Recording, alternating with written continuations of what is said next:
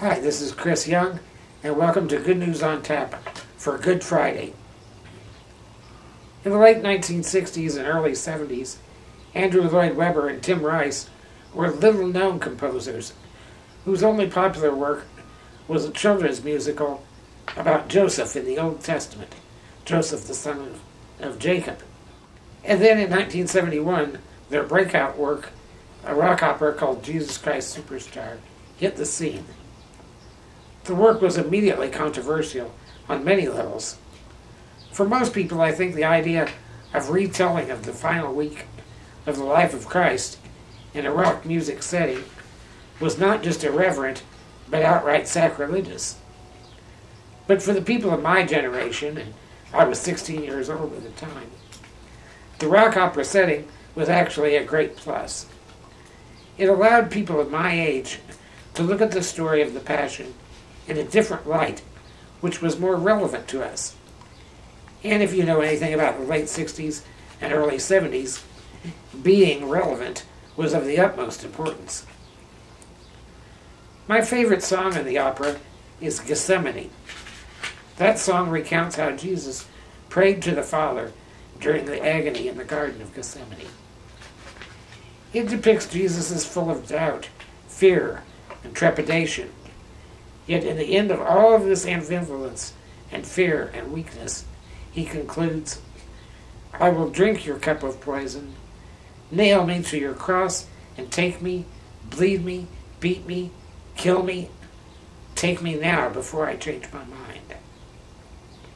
For many people, that was too much doubt, too much fear, too much indecision for their concept of who Jesus was.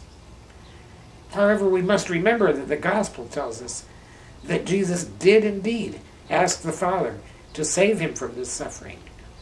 Yet then in the end, he said, "Let your will be done." A few years ago, Mel Gibson's film, The Passion of the Christ, also had a profound effect on many people, because it too forced us to see the human side of Jesus more than the divine side. Yet we need to remember that today, Good Friday, is all about the human side of Jesus. The divinity comes on Sunday with the resurrection. But it was on Good Friday when Jesus was his most human. Scripture reminds us of that human nature today.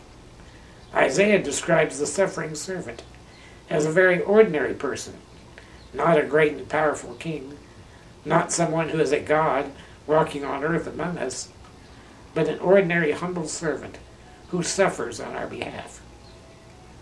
The psalm today is a prayer from a person with enemies plotting against him, and he prays for rescue from their attack.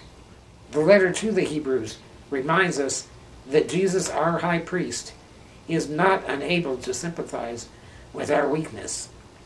It reminds us that Jesus was tempted, yet did not sin despite that temptation.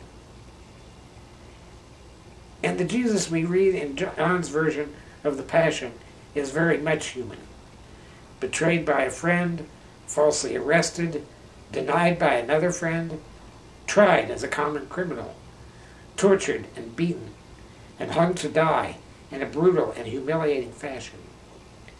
Not exactly the same triumphant glory he had a week earlier when he entered into Jerusalem on Palm Sunday.